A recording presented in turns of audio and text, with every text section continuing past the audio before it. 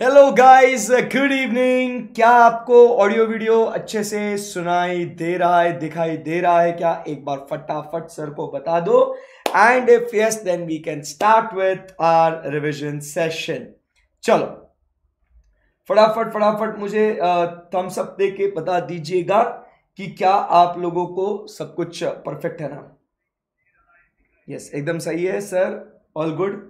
चलिए, so let's move ahead now guys.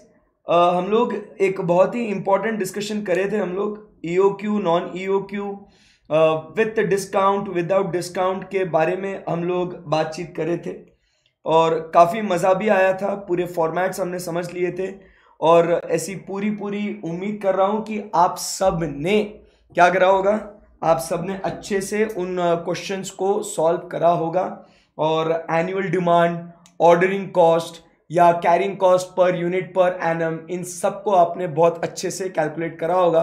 तो जाहिर सी बात है आपके probability of getting the answers right ये आपके आए होंगे। आपने पास्ट एग्जाम पेपर्स में भी देखा होगा, ईओक्यू के डायरेक्ट क्वेश्चंस आए थे और इससे आप लोगों को आ गया होगा। सही है एकदम? Yes sir. ओके, सो उसके बाद हम लोग आगे बढ़ते हैं। आज नेक्स्ट कॉन्सेप्ट के ओर हम लोग बढ़ते हैं, जो और एक बहुत ईओक्यू मेजरली पूछा जाता है। बट अगर ईओक्यू नहीं पूछना चाहते इंस्टीट्यूट वाले, बोलते हैं भैया आप, हमें पता है कि आप लोग मस्त एकदम ईओक्यू का प्रैक्टिस करके आते हो। सो अगला जो कॉन्सेप्ट यहाँ पे हम लोग पढ़ने जा रहे हैं दोस्तों, वो अगला कॉन्सेप्ट है कौन सा? It is in respect to the stock levels. So stock levels के बारे में हम लोग आज बात करेंगे एकदम अच्छे से। आज मेजर इस चैप्टर के कॉन्सेप्ट्स हम लोग फिनिश कर देंगे, ठीक है ना? यस, सो स्टॉक लेवल्स की हम लोग बात कर रहे हैं, ठीक है? ओके, चलो अभी फोकस करते हैं हम लोग, है ना? सब लोग तैयार हैं? स्टॉक लेवल्स के फॉर्मूलाज को समझेंगे क्योंकि अभी एग्जाम में आप समझिए, आपको स्टॉक लेवल्स का डेटा बहुत इंपॉर्टेंट होता है, ठीक है? अगर वो डेटा आप पिक कर लिए, बाकी कुछ नहीं, क्वेश्चंस बहुत इजी है, फॉर्मूला में डालना है, आंसर लेके आना है, इतना इतना बेस्ट है काम। तो इसके लिए एकदम मस्त आराम से फोकस करने का। Shall we start guys? बोलो कुछ। Yes sir.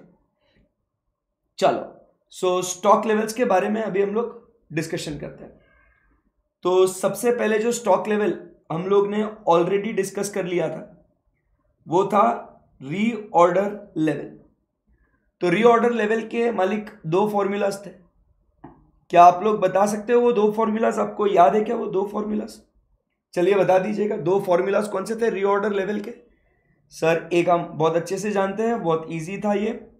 It was maximum consumption, maximum consumption into maximum reorder period. ऐसा कुछ हम लोग ने एक फॉर्मूला सीखा था। सेकेंड फॉर्मूला क्या बोला था कि साहब अगर हम लोग सेफ्टी स्टॉक मेंटेन कर रहे हैं, बराबर, सेफ्टी स्टॉक अगर हम लोग मेंटेन कर रहे हैं, या इसी को हम लोग क्या बोलते हैं, अगर हम लोग मिनिमम स्टॉक अगर मेंटेन कर रहे हैं, तो इस सेफ्टी स्टॉक या मिनिमम स्टॉक को ध्यान में रखते हुए इसमें हम लोग क्या चीज़ें ऐड करेंगे? तो इसके अंदर हम लोग ऐड करेंगे कि कौन सी चीज़ें ऐड करेंगे? So it is average consumption, average consumption into we talk about is average reorder period. क्या ये क्लियर है एकदम? Yes, so average consumption into average reorder period. तो ऐसे करके हम लोग अपना फर्स्ट जो स्टॉक लेवल है, ऑलरेडी इसको हम लोग बहुत अच्छे से डिटेल में इस कॉन्सेप्ट को हम लोग समझ चुके थे। सही है एकदम? So this is what we talk about is the reorder period, sorry reorder level. क्या इस फॉर्मूला में कोई दिक्कत है क्या आपको? कुछ क्वेरी इस फॉर्मूला में? रीऑर्डर लेवल, सो रीऑर्डर लेवल आप सबको पता है, it is the level eight विच क्या होता है, the order for procuring the material is placed. और जो क्वांटिटी पे प्लेस किया जाता है उसको हम लोग कहते हैं रीऑर्डर क्वांटिटी। रीऑर्डर क्वांटिटी कोई भी रैंडम नंबर हो सकता है, या it can be an economic order quantity जिसमें आपका carrying cost ordering cost minimum पे हो। और हम लोग ने concept in respect to EOQ versus non EOQ, with discount without discount discuss कर लिया था। And we also discuss evaluation of discount offers, further discount, negotiation, ये हो गया। ये एकदम सही है, बेस्ट है। अभी सर इसके बाद अगला स्टॉक लेवल जो है, अगला स्टॉक लेवल हम लोग अब बात करते हैं वो है मिनिमम स्टॉक लेवल। किसकी बात करेंगे सर? मिनिमम स्टॉक लेवल की। अब भाई अगर आरओएल का फॉर्मूला आपको समझ में आ गया है ना, किसकी बात कर रहा हूं? मिनिमम स्टॉक लेवल, तो आपको बहुत आसानी से समझ में आ जाएगा सर। मतलब ये तो बेस्ट है एकदम। तो क्या है, सब फॉर्मूलाज आपको कनेक्टेड समझ में आ गए ना, तो एग्जाम में फिर कैसा भी डेटा दो आपको, आप आराम से उसको कंप्यूट कर सकते हो। सो अभी हम लोग मिनिमम स्टॉक लेवल की बात करेंगे। अब मिनिमम स्टॉक लेवल को कैसे फाइंड आउट करना है, बहुत काम बहुत आसान है। रीऑर्डर लेवल का सेकंड फॉर्मूला में आप सबको दिखेगा कि यहां पे हम लोग मिनिमम स्टॉक के बारे में बातचीत कर रहे हैं। दिख रहा है कि आपको यहां पे? दिख रहा है कि आपको यहां पे? एकदम सही है सर। तो उसी को हम लोग ने रीराइट करना है, उसी को उल्टा पुल्टा करना है और अपने को मिनिमम स्टॉक लेवल का फॉर्मूला लेके आना है। सो इसके हिसाब से ये फॉर्मूला क्या बन जाएगा? सो मिनिमम स्टॉक लेवल इधर ही रखना है, तो आपके पास आ जाएगा रीऑर्डर लेवल। ये आ गया ना आपके पास रीऑर्डर लेवल।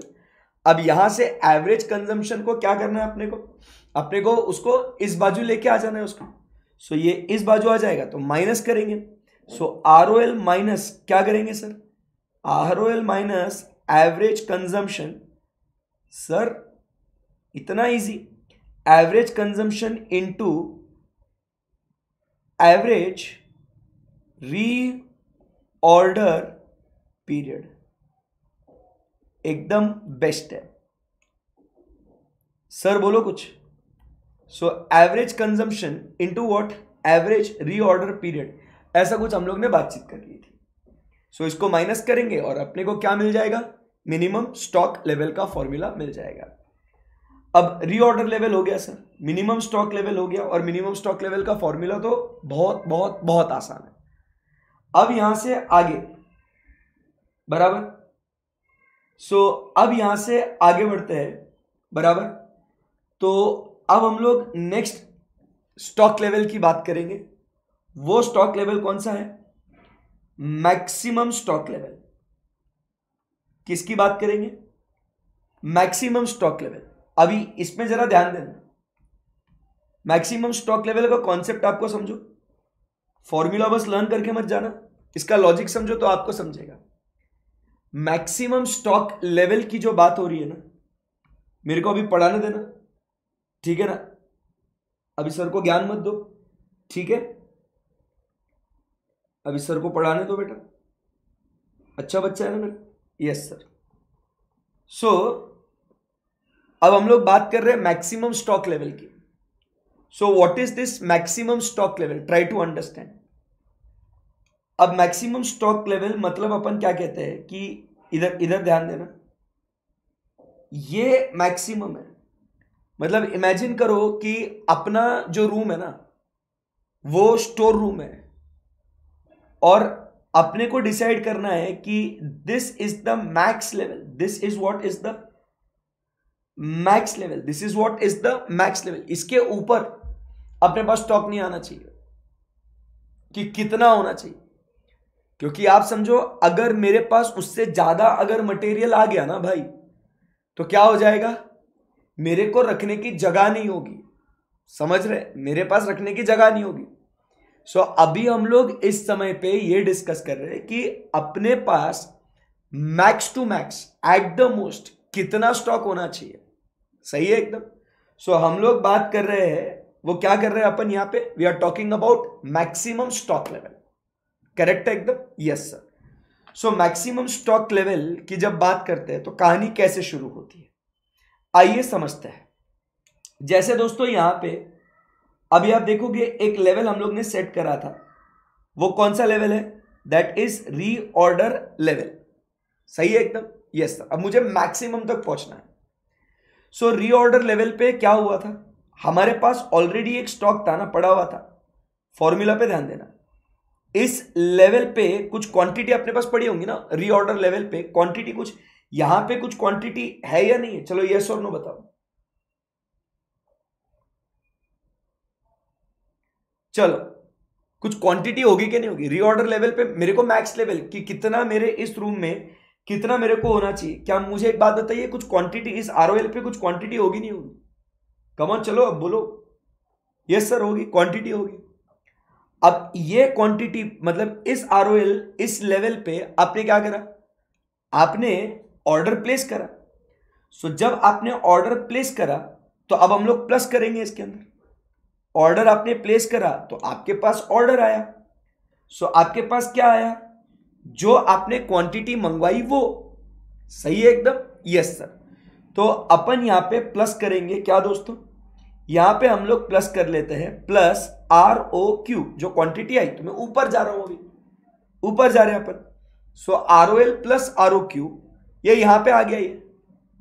अब देखो मैंने इस लेवल पे क्वांटिटी मेरे पास थी, ये क्वांटिटी मेरे पास आ गई, बट जब तक ये मटेरियल आ रहा है, अभी बहुत इंपॉर्टेंट पार्ट है, जरा ध्यान देना। अभी जब तक मेरे पास मटेरियल आ रहा है, मेरा बच्चा ध्यान देगा एकदम अच्छे से, जब तक मेरे पास ये मटेरियल आ रहा है, क्या तब तक मैं कुछ मटेरियल को कंज्यूम करूंगा या नहीं करूंगा? चलो यस नो कमेंट टेल। जब तक मेरे पास ये मटेरियल आ रहा है तो क्या तब तक मैं कुछ मटेरियल कंज्यूम करूंगा या नहीं करूंगा? क्योंकि खाली तो थोड़ी बैठेंगे, आरओएल पे ऑर्डर प्लेस कर दिया, मटेरियल आएगा, बट जब तक मेरे पास वो मटेरियल आ रहा है, क्या तब तक मैं उसे कंज्यूम करूंगा या नहीं करूंगा? क्या मैं उसे कुछ यूटिलाइज करूंगा या नहीं करूंगा? जाहिर सी बातें करेंगे। तो यहां पे जब मैं यूटिलाइज करूंगा तो मैं क्या करूंगा, यहां पे माइनस करूंगा। कितने का माइनस का प्रोविजन करने का है, अभी कितने का माइनस का प्रोविजन करना है, अभी जरा ध्यान से सुनो, एक ही बार बोलूंगा, बहुत भारी बोलूंगा। अब देखो, अब समझना, अगर मैं मैक्स का माइनस करता हूं, ठीक है ना, अगर मैं मैक्स का माइनस करता हूं, बट गारंटी है क्या कि मैं मैक्सिमम कंजम्पशन कर लूं करके? अगर मैं मैक्स का प्रोविजन कर लेता हूं, फर्स्ट पॉइंट मुझे आप सब बताएंगे, अगर मैं माइनस, अब मेरे को ये लेवल सेट करने का, इतना फोकस करना मेरे को सर, ये लेवल सेट करने का। तो अगर मैं मैक्स का प्रोविजन करके चलूं कि नहीं मैं मैक्सिमम, तो माइनस मैक्सिमम का कर लूं। बट बताइए, अगर मेरा मिनिमम कंजम्पशन हुआ या मेरा एवरेज कंजम्पशन हुआ, तो क्या मैंने मैक्स नहीं करा और मिनिमम और एवरेज कर लिया, तो जो बैलेंस है ना, वो बैलेंस रखने की जगह नहीं बचेगी मेरे पास, क्योंकि मैं माइनस कौन सा फिगर करने की कोशिश कर रहा था, मैक्सिमम।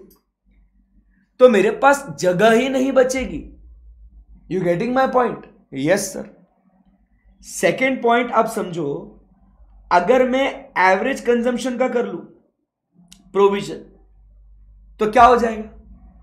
अब मान लो मैंने एवरेज कंजम्पशन भी नहीं करा, लगा ही नहीं उतना, बट हम सिर्फ और सिर्फ मिनिमम ही कंज्यूम कर बैठे, तो क्या हो जाएगा? क्या हो जाएगा सर? ये जो बचा हुआ एवरेज है ना सर, वो बाहर पड़ा रहेगा सर, उसको रखने की जगह नहीं रहेगी। तो हम क्या कहते हैं कि भाई टेंशन नको, अपन क्या कर रहे हैं, ध्यान से सुनना जरा दोस्तों, अपन किसके बारे में श्योर है, किसके बारे में श्योर है कि अपन मिनिमम कंजम्पशन तो कर ही लेंगे, we are sure about it, ये गारंटी है उतना जाएगा। देखो, अगर देखो ये लेवल पे मिनिमम कंजम्पशन जाएगा, ये पक्का है, तो इधर आ ही जाएंगे हम लोग। बट अगर आप समझो मैंने माइनस करके मिनिमम यहां पे पहुंचा, बट अगर मैंने मान लो मिनिमम कंजम्पशन नहीं करा और मैंने एवरेज करा, तो इधर रहेगा। अगर मैंने मैक्सिमम कंजम्पशन करा तो यहां रहेगा, आप समझ रहे? बट किसी भी लेवल, मतलब किसी भी टाइम पे इस लेवल को मैं ब्रीच नहीं करूंगा। ये समझा क्या बात को? तो इसीलिए हम लोग प्रोविजन कौन सी चीज का करते हैं दोस्तों? किसका प्रोविजन करते हैं? मिनिमम स्टॉक का करते हैं, कि गारंटी है, देखो मिनिमम स्टॉक का करूंगा तो यहां रहेगा बराबर। अगर मैं मिनिमम का प्रोविजन करके यहां आ गया एवरेज का करूंगा तो यहां आएगा, और मैक्सिमम अगर कंज्यूम कर लिया तो यहां रहेगा। बट अगर मैंने मिनिमम कंज्यूम करा, मैक्सिमम करा या एवरेज करा, बट कभी भी इस लेवल के ऊपर नहीं जाऊंगा ना, सो एट द मोस्ट ज्यादा से ज्यादा मेरे पास ये मैक्स स्टॉक लेवल इतना ही रहेगा। इसीलिए हम लोग प्रोविजन किस चीज का करते हैं, हम लोग मिनिमम कंजम्पशन को माइनस करते हैं, क्योंकि गारंटी किस चीज की है, देखो सिंपल बात समझो, गारंटी किस चीज की है कि कौन सा कंजम्पशन होगा, गारंटी किस बात की है बताओ, गारंटी किस बात की है, गारंटी कम से कम कंजम्पशन होगा इसकी गारंटी है, तो भाई उतना ही माइनस कर ले। क्योंकि अगर तू मैक्सिमम का कंजम्पशन का माइनस करता है और अगर तेरा मैक्सिमम यूज नहीं हुआ तो तेरे पास ज्यादा स्टॉक रहेगा, बराबर, ओवर स्टॉक हो जाएगा तेरे पास। अगर तूने एवरेज कंजम्पशन नहीं करा, बराबर, तो ओवर स्टॉक हो जाएगा। तो गारंटी किस चीज की है, मिनिमम, भाई धंधा करने बैठा हूं, कम से कम मिनिमम तो कंज्यूम कर ही लूंगा, गारंटी इस बात की है। सही है एकदम, यस सर। तो इसीलिए मिनिमम कंजम्पशन का, ये बात समझ में आ गई क्या दोस्तों?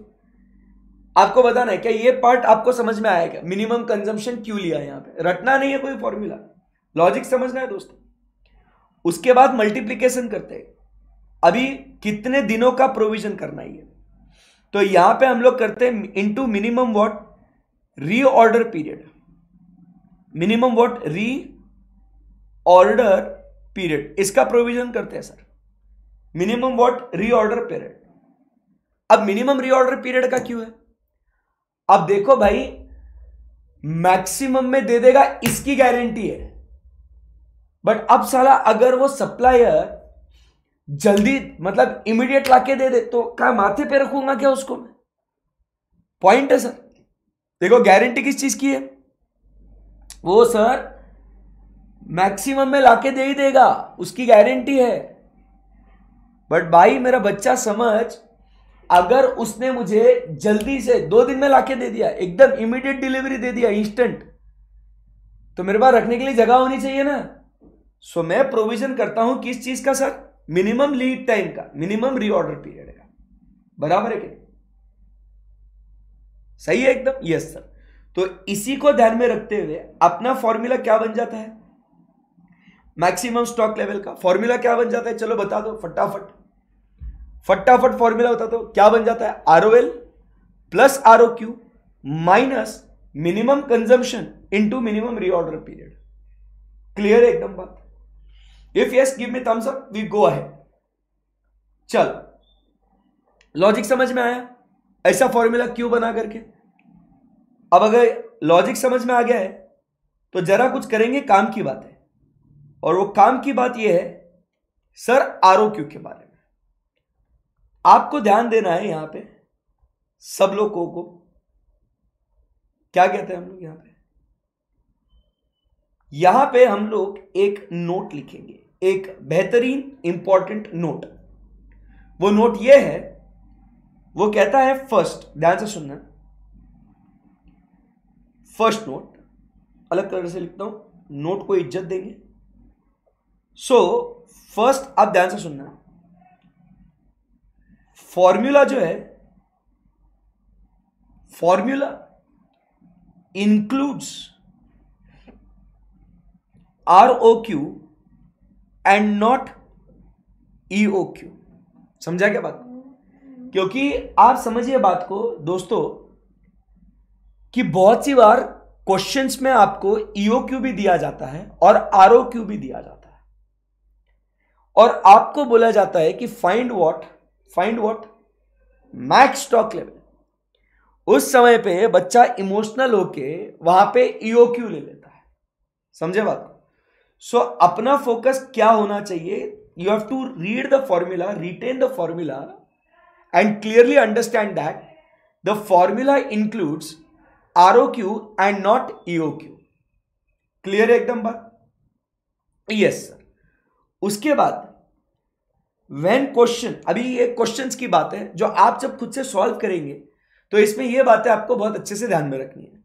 सो व्हेन क्वेश्चन क्या बोलते हैं, does not provide, when question does not provide ROQ, बराबर, when question does not provide ROQ, then EOQ is equal to ROQ। तो उस समय अगर क्वेश्चन में ROQ नहीं है, क्वेश्चन में अगर ROQ नहीं है, तो उस समय पे आपका मालिक EOQ ही हो जाएगा एज व्हाट, आपका EOQ बन जाएगा ROQ। ये बात जमी क्या आप सबको? बेस्ट है। उसके बाद तीसरा, when question has both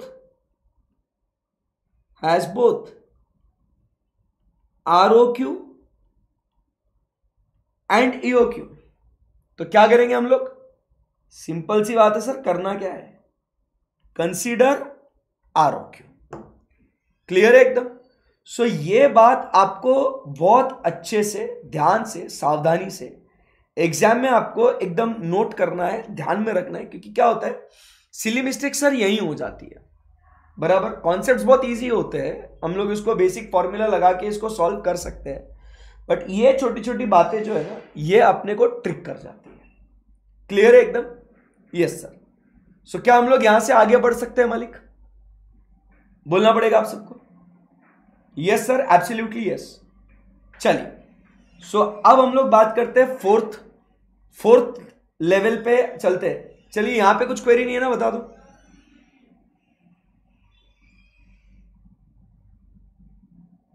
clear है?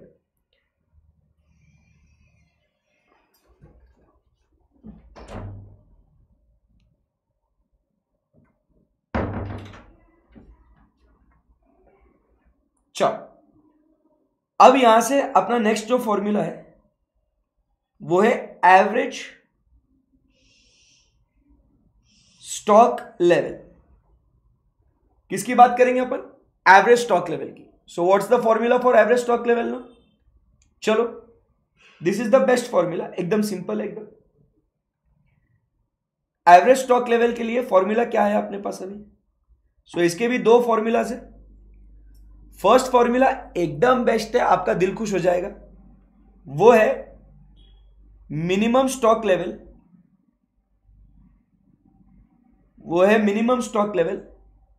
प्लस मैक्सिमम स्टॉक लेवल,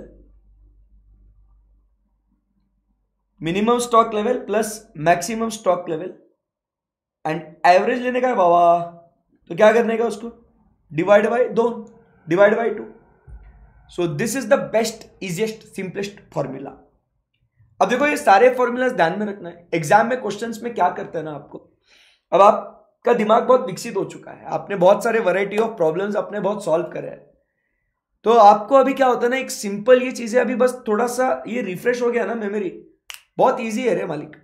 अब आपको एग्जाम में कभी कभी क्या होता है ना, एवरेज लेवल दिया जाता है या मैक्सिमम स्टॉक लेवल दिया जाता है, और फिर बोलते हैं तो कुछ रिवर्क करना होता है, कुछ मिसिंग पीसेस दिए होते हैं, तो वो सारे फॉर्मूलाज में पहले कौन सा इंफॉर्मेशन मिलेगा, कहां मिलेगा, ये पूरा सोच समझ के फिर आपने इसको सॉल्व करना है। ये फर्स्ट फॉर्मूला हो गया। सेकेंड फॉर्मूला क्या होता है, एकदम सिंपल है। एवरेज स्टॉक लेवल में एक दूसरा फॉर्मूला, ध्यान से सुनना, ये गेम चेंजर है, ये बच्चों को ध्यान में नहीं रहता ये एग्जाम में, क्योंकि वो तो सिर्फ मिनिमम मैक्सिमम के चक्कर में रहते हैं। तो आप समझिए दूसरा फॉर्मूला अपना क्या है यहां पे। अब देखो, जब कंपनी जो है ना, अब समझिएगा, कंपनी जब क्या मेंटेन कर रही है सर, कंपनी अगर ये जो येलो लाइन है ना, इसको हम लोग क्या बोलेंगे सर?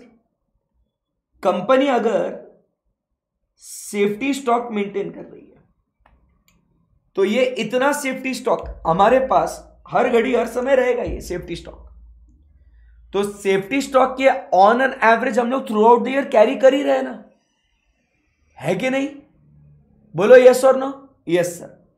तो इसीलिए एवरेज स्टॉक के लिए हम लोग क्या कर रहे हैं, तो यहां पे एवरेज स्टॉक के लिए हम लोग सेफ्टी स्टॉक, ये तो हम लोग ले रहे, क्योंकि ये तो ऑन एन एवरेज हम लोग थ्रू आउट द ईयर हम लोग कैरी कर ही रहे ना सर, इसको कहां पीछे रख रहे हैं, ये तो थ्रू आउट द ईयर। अब आप समझना, ये क्वांटिटी मतलब वो लेवल हम लोग मेंटेन करते हैं, वो सेम नंबर, वो वही यूनिट। अब मान लो जैसे फॉर एग्जाम्पल, अगर मेरे इन्वेंट्री के अंदर बताओगे कुछ इन्वेंट्री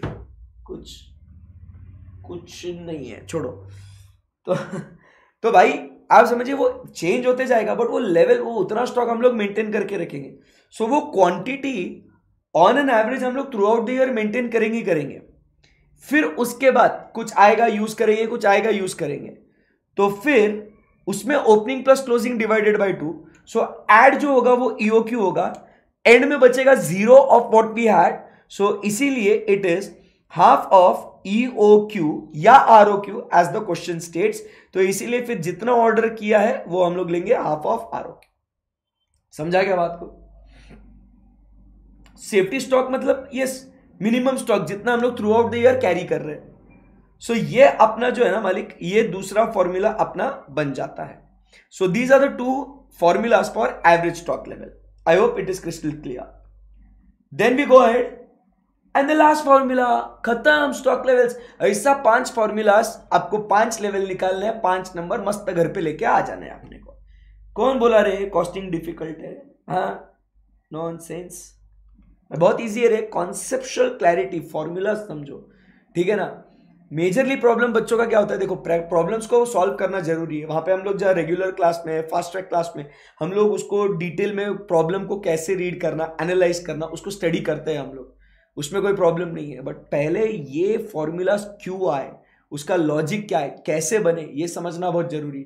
बिकॉज उसी लॉजिक से आपके क्वेश्चंस बनते हैं, तो वो आपको अप्लाई करते आना चाहिए। बराबर है ना? ऐसा है, बराबर। सो ऐसे हम लोग आगे बढ़ते हैं अभी। Danger level very simple, normal consumption.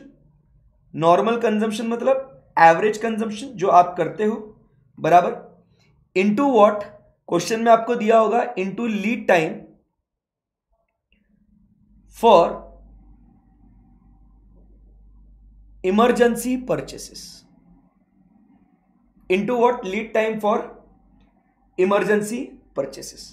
Clear? That's danger level. मतलब नॉर्मली आप कितना कंज्यूम करते हो इनटू, अगर इमरजेंसी में, अर्जेंसी में अगर हम लोग ऑर्डर प्लेस करें तो कितने दिनों में आएगा, उसके हिसाब से हम लोग बात करते हैं। It is what? Lead time for emergency purchases. So ये जो है दोस्तों, ये अपने क्या बोलते हैं उसको, 5 लेवल्स है, अपने स्टॉक लेवल्स है।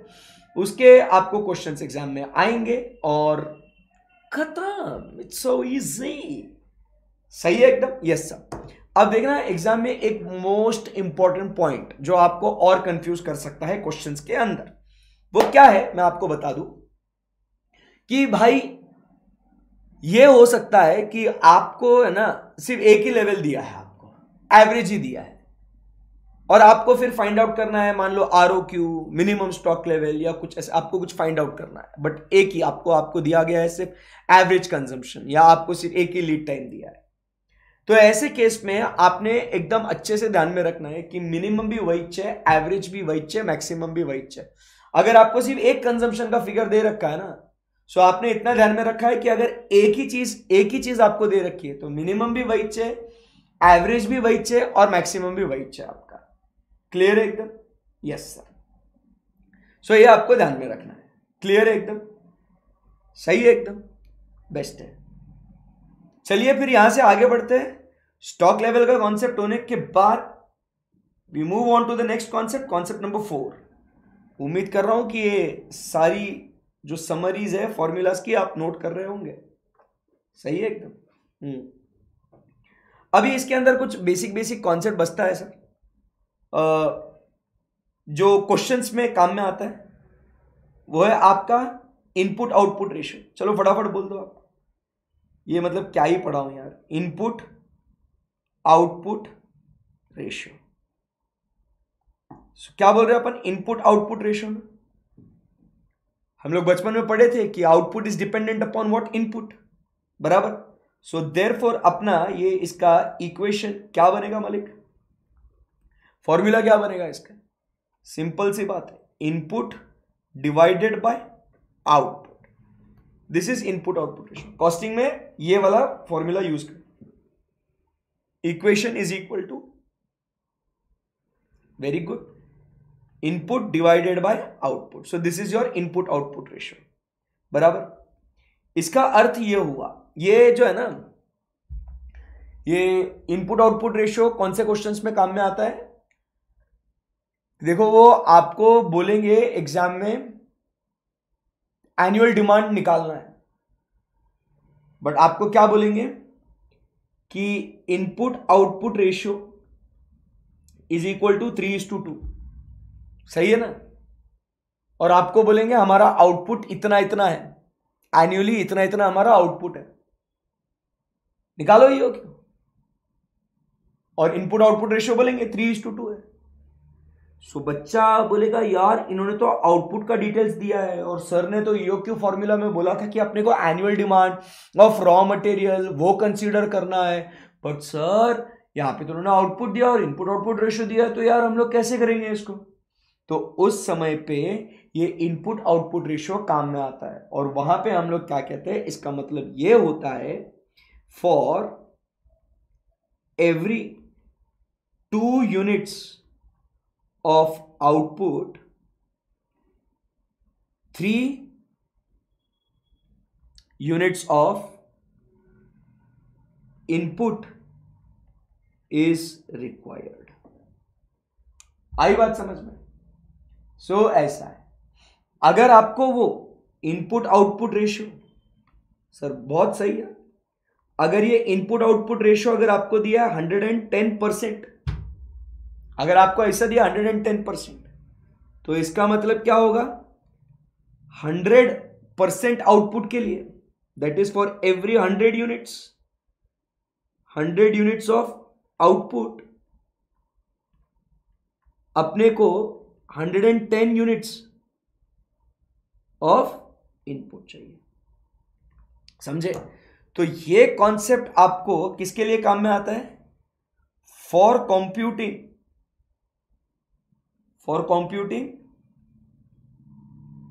एनुअल डिमांड, ये इसके लिए बहुत इंपॉर्टेंट है। और ध्यान में रखना आपको एग्जाम में एक ही क्वेश्चन में इनपुट आउटपुट रेशियो भी देंगे और मटेरियल मिक्स भी देंगे, सही है ना। तो वो आपको ध्यान में रखना है बहुत अच्छे से। सही है, एकदम बढ़िया चल रहा है सर। तो क्या ये आपको कॉन्सेप्ट समझ में आ गया इनपुट आउटपुट रेशियो वाला सर मेरे बच्चों? एकदम सही है सर, इससे इजी क्या ही होगा। मतलब ये ईओक्यू वगैरह में यूज होता है, इसके अंदर ये इनपुट आउटपुट रेशियो आपको यूज करना है। Superb, let's go ahead from here. आज फुल कॉन्सेप्ट फेंक फेंक के मारेगा, क्योंकि आज अभी हम लोग जब आगे बढ़ेंगे तो ये जब आप आज सॉल्व करोगे तो ये चीजें आपको, ये कॉन्सेप्ट आपको यूज करनी है इसको। Next concept, concept number 5। Concept number 5 किसके बारे में है सर? ये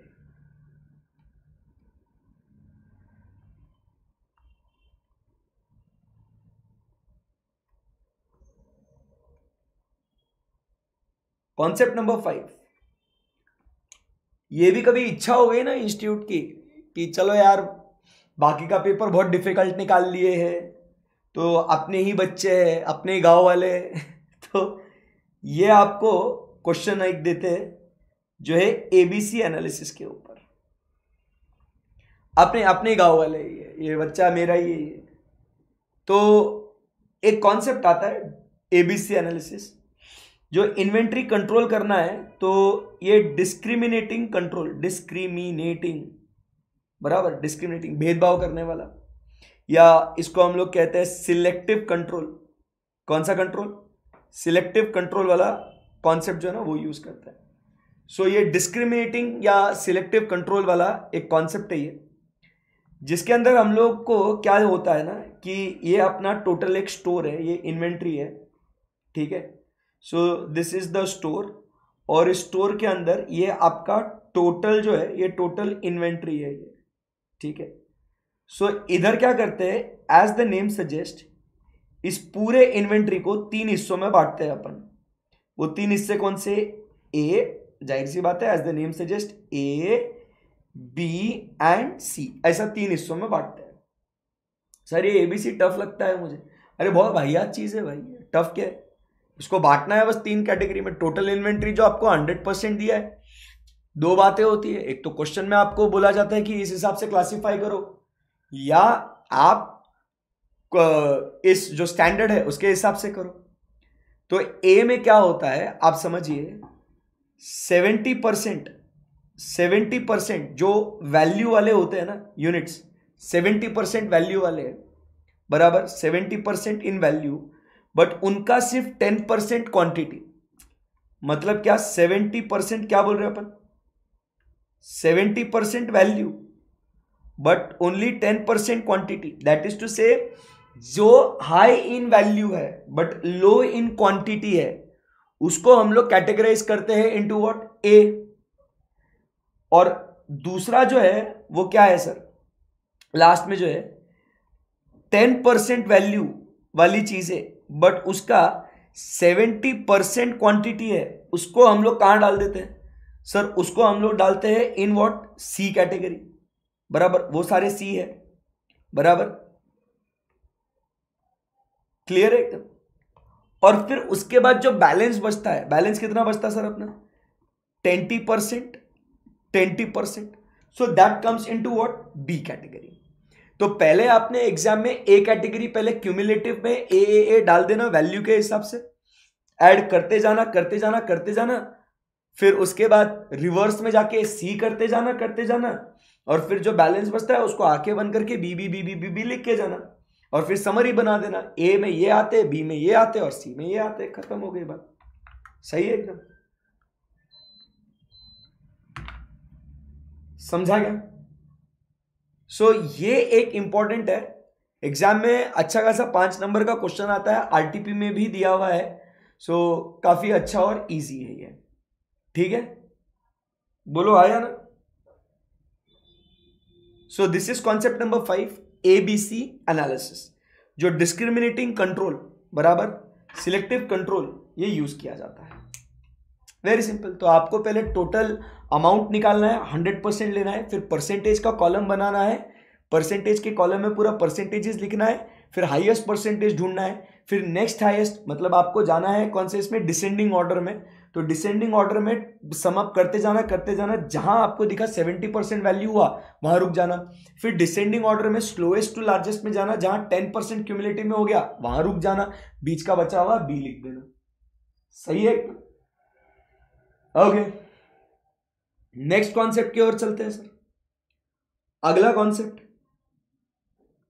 कॉन्सेप्ट नंबर 6,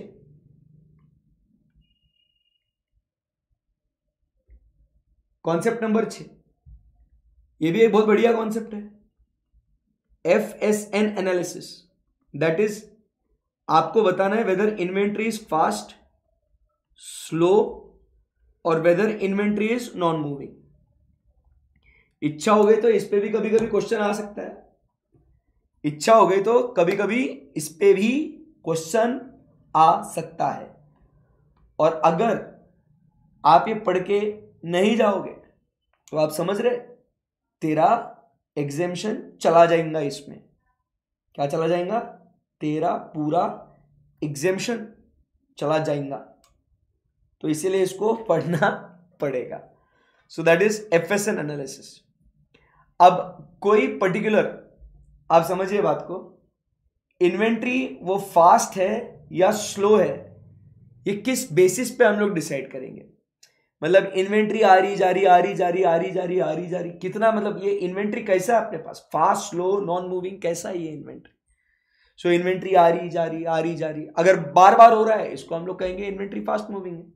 इन्वेंट्री काफी धीमे धीमे आती, फिर 2-4 महीने बाद जाती, आती फिर 2-4 महीने बाद जाती, तो इसको हम लोग क्या कहते हैं, इसको हम लोग कहते हैं slow. But inventory I but वो रोटेट ही नहीं हो रही, जा ही नहीं रही बस, तो इसको हम लोग क्या कहते हैं, inventory is a non moving item.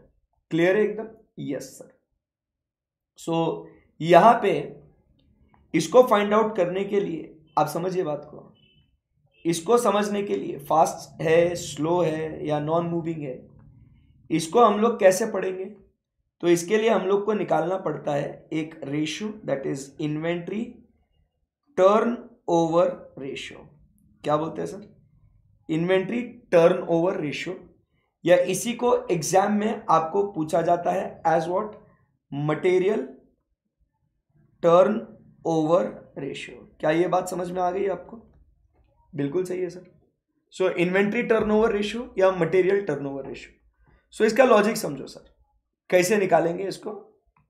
सो देखो, इन्वेंट्री को जाने के लिए इन्वेंट्री को आना जरूरी है, समझा गया। मतलब जाना किस पे बेस्ड है, आने के ऊपर, एरो के ऊपर फोकस करना। इन्वेंट्री का जाना ये किसके ऊपर बेस्ड है, इन्वेंट्री के आने के ऊपर।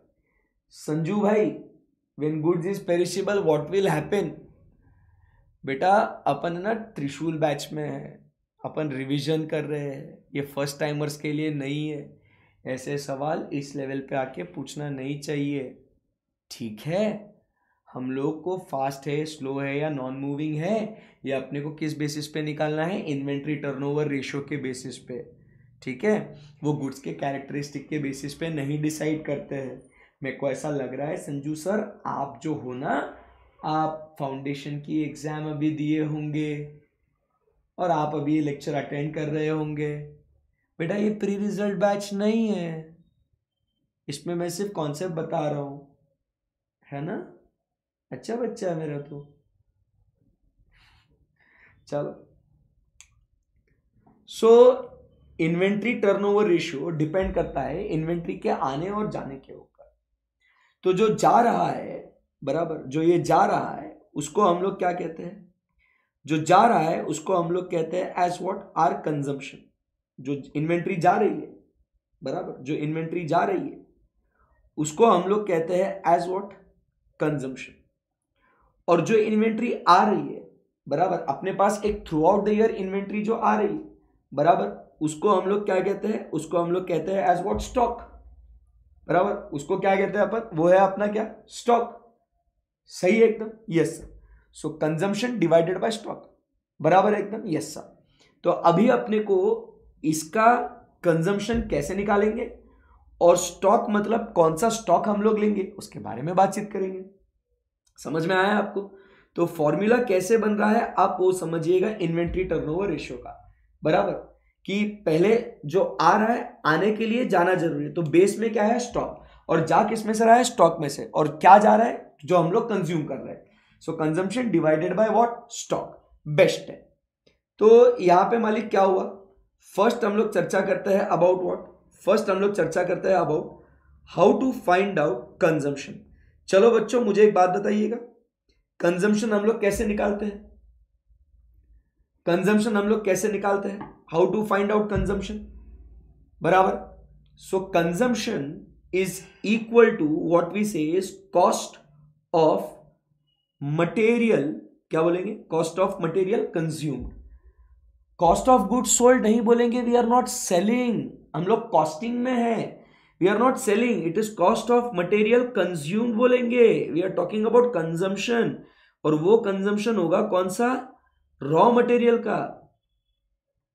जिसने भी ये कहा, नयानी दोषी, it is not about the cost of goods sold, no no no.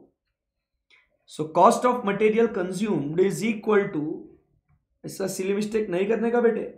So it is equal to, अपने पास पहले कितना था, ओपनिंग, प्लस हमने इसके अंदर करा कुछ परचेसेस, बराबर, और लेस जो बचा वो है क्लोजिंग। फॉर्मूला आप सबको आता है, तो इससे हम लोग कैलकुलेट करते हैं as what, whatever material we have consumed, बराबर, ओके, सही है एकदम। So this is what is cost of material consume. और सेकेंड जो है, स्टॉक कितना है, हम लोग स्टॉक की जो बात करते हैं, तो वो स्टॉक कौन सा लेंगे, तो वो स्टॉक लेंगे हम लोग कौन सा, average stock.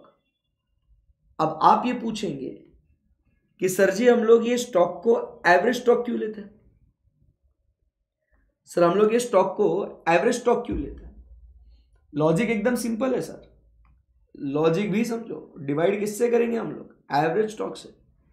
Y will be divided with average stock,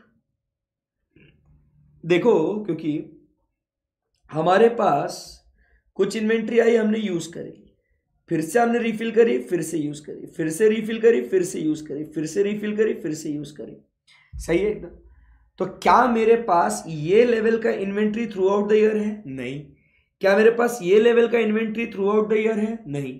तो सर है क्या तेरे पास, मेरे पास ये जो है एक एवरेज इन्वेंट्री है थ्रू आउट द ईयर, तो मैं किस में से दे रहा हूं इन्वेंट्री, जो ये ऑन एन एवरेज मेरे पास है उसके लिए, क्योंकि हर बार एक स्टॉक लेवल मेंटेन नहीं होगा। परफेक्ट कहा आप सबने। तो इसीलिए हम लोग एवरेज स्टॉक कैसे कैलकुलेट करेंगे बताएंगे आप सब? बिल्कुल बताएंगे सर आपको। So average stock is equal to, बताओ, average stock is equal to opening stock, बोलो, opening stock plus closing stock divided by 2। So ऐसे करके हम लोग क्या करेंगे सर, ऐसे करके हम लोग इन्वेंट्री टर्नओवर रेशियो को हम लोग कैलकुलेट कर देंगे। सही है एकदम। अब इस फटाफट इसका इंटरप्रिटेशन समझेंगे। फॉर्मूला में तो डाल दिया सर, बराबर, फॉर्मूला तो डाल दिया अपन ने। अब उसके बाद अपन आगे बढ़ते हैं। इसका जो आंसर आता है, answer is in number of times. क्या बोलते हैं अपन? Answer is what? In number of times.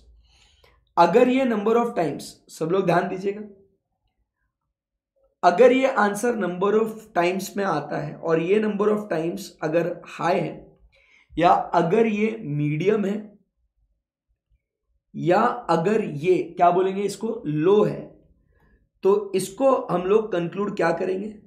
सो अगर हम लोग कहते हैं हाई है तो बोलेंगे inventory is a fast moving. अगर ये मीडियम है तो हम लोग कहेंगे inventory is moderate moving, and अगर ये लो है तो हम लोग कहेंगे इट इज स्लो और it is what, non moving. समझ में आया बेटा? सही है एकदम।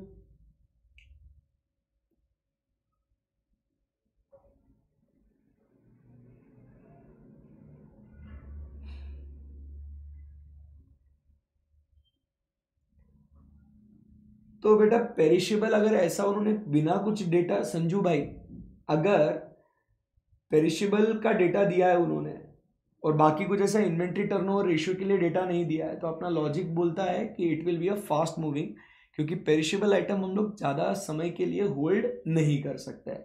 So the perishable becomes what, fast moving item. ऐसा है, क्लियर है एकदम? Yes sir. इसी के साथ और एक कॉन्सेप्ट इधर जुड़ जाता है अपना, वो है इन्वेंट्री टर्नओवर रेशियो के साथ साथ इन्वेंट्री होल्डिंग पीरियड। सो इन्वेंट्री होल्डिंग पीरियड मतलब कितने समय के लिए आपने ये इन्वेंट्री होल्ड करी। तो इसका फॉर्मूला ये है कि what ever the data is given in the question, like number of days, weeks और मंथ्स, बराबर, it is divided with what, inventory turnover ratio. ठीक है। और इस इन्वेंट्री होल्डिंग पीरियड में इसका इंटरप्रिटेशन आप समझो। अगर आप इन्वेंट्री को अगर ज्यादा समय तक होल्ड कर रहे हो, या इसको मीडियम समय के लिए, या इसको कम समय के लिए, तो इसका आंसर अगर हाई है तो हम कहेंगे ये स्लो है, अगर ये मीडियम है तो इसको कहेंगे मॉडरेट, बट अगर होल्डिंग पीरियड इसका लो है तो हम कहेंगे दिस इज फास्ट।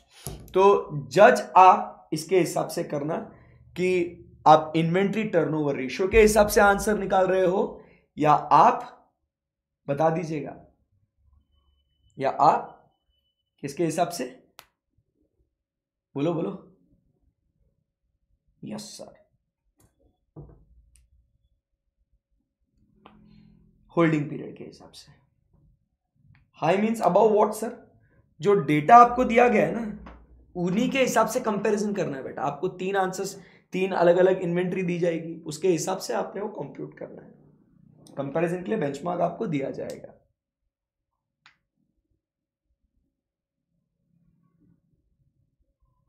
ठीक है, ओके। सीए एस्पिरेंट विवेक, बेटा माफ कर दो, आप बहुत ही फिजूल के डाउट पूछ रहे हो और शायद आप आपके करियर को लेके सीरियस नहीं हो, बट मैं आपके करियर को लेके बहुत सीरियस हूँ। तो yes, you are successfully ignored. ठीक है, सो अगला कॉन्सेप्ट है जो हम लोग मंडे को करेंगे। कॉन्सेप्ट नंबर कौन सा है sir? Concept number 7, the last concept, that is stores ledger. तो मंडे को ये कॉन्सेप्ट आपको समझाऊंगा, स्टोर्स लेजर। और वैसे तो आप ये बचपन से करते ही आते हो स्टोर्स लेजर का मामला, तो भी फिर भी एक बार रिवीजन के तौर पे इसको हम लोग एक बार डिस्कस कर लेंगे, ठीक है? राइट? कोई वो विवेक भाई को पानी पिला दो यार। चलो, सो कॉन्सेप्ट नंबर 7 ये है, ठीक है? सो ये हमारा लास्ट कॉन्सेप्ट है स्टोर्स लेजर वाला। उसको हम लोग मंडे को मिलेंगे। Saturday Sunday no lecture. Monday को हम लोग मिलेंगे और मंडे को स्टोर्स लेजर निपटा के हम लोग लेबर कॉस्टिंग की बातचीत शुरू करेंगे, right? So that's it. Thank you very much guys.